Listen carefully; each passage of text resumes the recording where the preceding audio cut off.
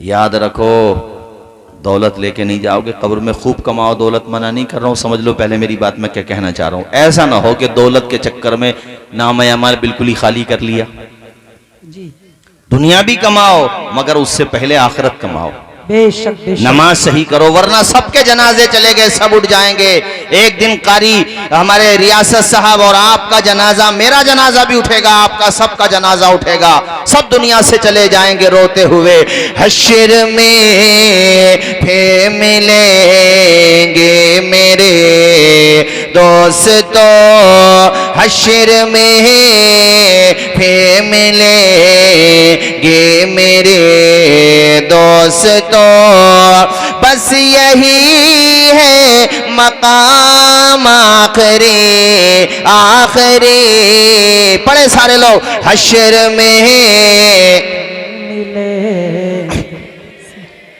कहना सब जीत जी के हैं शिकवे गिले, आज से खत्म दुनिया के सब सिलसिले, शम्म ढलने को है, दम निकलने को है, अब है क़ीसा तमाम आखिरी, आखिरी। ऊंचा पढ़िए सारे लोग, हश्र में मिलेंगे मेरे दोस्तों। सोच लो, मदरसा बना लो, बहुत काम आएगा। मदरसे में नहाने का तरीका, मैयत को नहलाने का तरीका, दफनाने का तरीका, और दुआए जनाजा, नमाज जनाजा का तरीका, नमाज पंजवक्ता का, नमाज पंजवक्त जो हम अदा करते हैं, यानी पंजवक्ता नमाज जो हम अदा करते हैं उसका तरीका, नमाज को सही तलफ़ुज़ के साथ, कुरान को सही तलफ़ुज़ के साथ पढ़ाया जाता। तुम नहीं पढ़े तो ये क्यों सोच रहे हो कि मेरी नस्लें भी अनपढ़ जाहिल रहें, बल्कि ये सोचो मैं नहीं पढ़ा, मेरी कम नसीबी थी, मैं अपने बच्चों को कम नसीब नहीं रहने दूंगा, उनको पढ़ा लिखा करके अच्छा इंसान बनाऊंगा। दोनों तरह की तालीम दिलाओ, उनके हाथों में दुनियावी एतबार से भी कलम हो। ऐसा भी ना हो कि तुम्हारा बेटा वहां मुरादाबाद स्टेशन पे, काशीपुर स्टेशन पे लाइन में खड़ा हुआ है पूछताछ की खिड़की पे और ट्रेन के आने जाने का पता पूछ रहा है। ऐसा भी ना हो। इसलिए कह रहा हूं दोनों तरह की तालीम हो। मैंने आपसे जोर दे करके कहा है, लेकिन बच्चों को डॉक्टर भी बनाओ तो उससे पहले सच्चा मुसलमान बना दो उन्हें, ताकि उनके दिल में दीन की हमदर्दी रहे, इस्लाम की हमदर्दी रहे। एडवोकेट भी बनाओ अपने बच्चों को। और मेरे साथियों, कुछ नहीं पता, देखो सबको एक दिन जाना है, मुझे भी तख्ते पे लिटाकर और आपको भी तख्त पर लिटाकर आखिरी दफा नहलाया जा रहा होगा। उसी मंजर को शायर ने अपने अल्फाज में ढाला है, मेरे साथ आप लोग भी पढ़िएगा। मुझको नहला के पहना दिया है कफन, मुझको नहला के पहना दिया है कफन, रो चुके मिलके माँ बाप भाई बहने, दोस्तों मौत भी आज हैरत में है, दोस्तों मौत भी आज हैरत में है, बस यही है निजाम आखिरी, आखिरी। पूरा मजमा मेरे साथ पढ़े, हश्र में मिलेंगे मेरे दोस्तों, खुशबू में कफन को बसाने लगे, वो इंसान जो अपने बदन पे मक्खी नहीं बैठने देता था, गरीबों का कोई वकार नहीं समझता था, मजदूरों को इंसान नहीं समझता था। दौलत ने उसका दिमाग इतना खराब किया कि भीख मांगने वालों को धुतकार देता था। मगर देख, आज तेरे साथ भी न गाड़ी, न बंगला, न बूट और न तेरा कीमती सूट, कुछ भी तेरे साथ नहीं, न स्टाम्प, न तेरी जायदाद के पेपर, न संपत्ति, कुछ भी नहीं है। तेरी कब्र में और गरीब की कब्र में कोई अंतर नहीं है। जितना हिस्सा कब्रिस्तान में उसके हिस्से में आया है उतना ही तेरे हिस्से में भी आया है। जो कफन वो पहन के जा रहा है वही कफन तू भी पहन के जा रहा है। बस कफन के कपड़ों में थोड़ा बहुत रेट में अंतर हो सकता है यार, उसके अलावा कोई अंतर नहीं। और सुन, मौत तो सबको आना है, सिर्फ मेरे खुदा की जात है जो मौत से पाक है। और ये भी अल्लाह की हिकमत बालिगा है कि मौत सबको आती है, वरना कारी रियासत साहब अगर गरीबों की मौत आती ना तो अमीर तो उसका भी मजाक उड़ा लेते कि गरीब था इसलिए मर गया।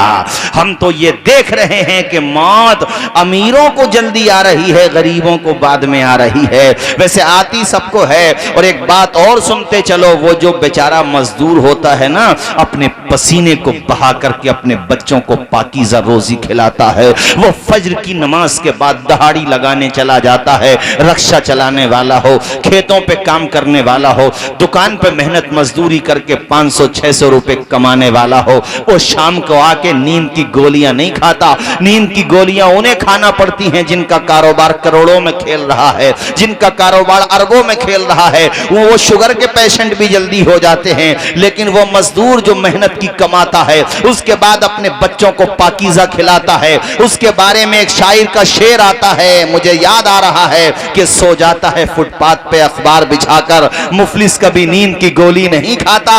ओ यार, मेरे कहने का मकसद सिर्फ इतना है कि कफन के अलावा कुछ जाने वाला नहीं है। कफन के 5 कपड़े औरत लेके जाएगी अपने साथ, और कफन के 3 कपड़े मर्द लेके जाएगा अपने साथ। बेशक बेशक, सही बात। इसके अलावा हजरत कुछ नहीं। और औलाद में भी देख, वही औलाद तुझे याद रखेगी जिसने मदरसे में पढ़ा होगा। बेशक बेशक, हक बात। वो जैसी भी है, रात शबे बारात थी गुज़िश्ता शब, जी, यानी फी लैलतिल बारिहा जो गुजर गई, वो उस रात में भी कब्रों पे वही गए जो मदरसों में पड़े हुए थे। बेशक बेशक, सही बात। या वो गए जो मदरसों में पड़े हुओं से मोहब्बत रखते हैं। बेशक। चलो वो उसमें चले गए और लोग भी चले गए होंगे, मगर उन्होंने क्या पढ़ा क्या पता कबूल हुआ कि नहीं। तलफ़ुज़ भी तो सही होना चाहिए ना, फिंगरप्रिंट के बगैर आधार कार्ड नहीं बनता, उसूल है। तो ऐसे ही तलफ़ुज़ तो सही हो ना, अल्लाह चाहे कबूल कर ले, मगर उसूल तो उसूल है ना। बोलो यार जोर से। बेशक बेशक। अगर आप 4 व्हीलर पे सीट बेल्ट नहीं बांधेंगे चालान कटेगा। ऐसे ही अगर आप 2 व्हीलर पे हेलमेट नहीं, अगर नजरअंदाज कर दिया जाए बात अलग है, वरना चालान। ऐसे इस्लाम के भी तो रूल है ना भाई, तलफ़ुज़ सही होना चाहिए। लेकिन वो बेटा जो हाफिज कुरान है, नाजरा पढ़ा हुआ है और दीन की सही समझ रखता है, वो सिर्फ शबे बारात में नहीं जाता, वो हर जुमेरात को जाता है। सुभान अल्लाह, सुभान अल्लाह। बेशक वो हर जुमेरात को जाता है अपने बाप की कब्र पे। कोई भी नेकी करता है, मस्जिद में तावन करता है, इसाले सवाब करता है, बस वही और वही खुशबू में कफन को बसाने लगे, मेरी मैयत को दुल्हन बनाने लगे। दोस्तों अब उठाओ जनाजा मेरा, साथियों अब उठाओ जनाजा मेरा। हो चुका इंतजाम आखिरी पढ़े हश्र में फिर मिलेंगे मेरे दोस्तों। सुभान। मदरसा बनाएंगे इंशाअल्लाह। अच्छा, ये सामने जो जगह पड़ी है तालाब है क्या? उस तरफ नजर नहीं आ रहा नहीं है? प्लॉट। अच्छा ठीक है, ग्राम समाज में मत बनाना। जी, हाँ, वरना क्या पता कब बुलडोजर चल जाए। सही बात।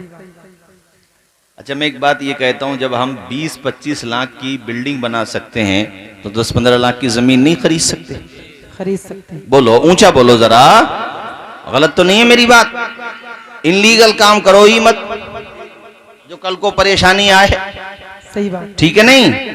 मेरी बात समझ आ रही है? जी। बनाओगे मदरसा, इंशाअल्लाह। औरतें बैठी हैं, जब चंदा करो तो इंशाअल्लाह ये भी आपको मायूस नहीं करेंगे। इंशाअल्लाह नहीं करेंगे।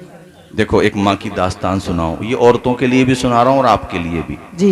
अल्लाह ने बेटा दिया या बेटी, नियत करो कि या अल्लाह हमें पढ़ाना है, बेशक हमें पढ़ाना, आवाज आए, हमें पढ़ाना है। एक मुहद्दिस गुजरे हैं, उनका नाम था इस्माइल, इमाम मालिक के पास पढ़ते थे वो। इमाम मालिक अल मुतवफ़ा 179 हिजरी, उनके पास पढ़ते थे। 4 इमाम है ना, कितने इमाम है? 4। क्या क्या नाम है? अरे कोई तो बताए, स्टेज वाले नहीं है? अल्लाह खुश रखे, बताया ना भाई ने, बताया ना यार, अल्लाह खुश रखे। इमाम आजम, इमाम मालिक, इमाम शाफई और इमाम अहमद इब्ने हम्बल। बेशक। और भी अइम्मा हैं, मगर जो जिनके आज मुक़ल्लिदीन पाए जाते हैं तो उनमें यही 4 इमामों का जिक्र आता है। तो इनमें से एक इमाम मालिक, उनके पास पढ़ते थे मुहद्दिस इस्माइल। उनकी शादी हुई, सुनो मेरी तरफ देखो, क्या हुई उनकी शादी? उनकी जो ज़ौजा है, बीवी, वो भी बड़ी, ये कह लो कि दीनदार और दीन से मोहब्बत करने वाली थी। अल्लाह ने खुशी दी, अल्लाह ने बेटा दिया। क्या दिया? बेटा। बेटे का नाम रखा मोहम्मद। क्या नाम रखा? मोहम्मद। मोहम्मद। ये मोहम्मद कौन है पता है तुम्हें? इमाम बुखारी का नाम है मोहम्मद। सुभान अल्लाह। नाम सुना है बुखारी शरीफ का आप लोगों ने? जी जी। कितने लोगों ने सुना? सबने सुना है ना? हाथ मत उठाइए, ऐसी बता, सुनिया, सुना है ना? कुरान के बाद सबसे मोतबर किताब रुए जमीन पर अगर कोई है तो वो बुखारी शरीफ है। बेशक बेशक, हक बात। बुखारी शरीफ लिखने वाले मोहम्मद, उनकी पैदाइश हुई। अभी हजरत इमाम बुखारी बच्चे थे, छोटे थे, ज्यादा उम्र नहीं थी कि वालिद का साया सर से उठ गया। जाहिदपुर के लोगों, कोई बच्चा यतीम हो जाए तो कितनी कठिनाइयों से गुजरता है, तुम खुद अंदाजा लगा सकते हो। जी। और उस माँ के दिल पे क्या बीतती है कि जिस माँ के सर से उसके शौहर का साया उठ चुका हो। बोलो गुजरती है कि नहीं?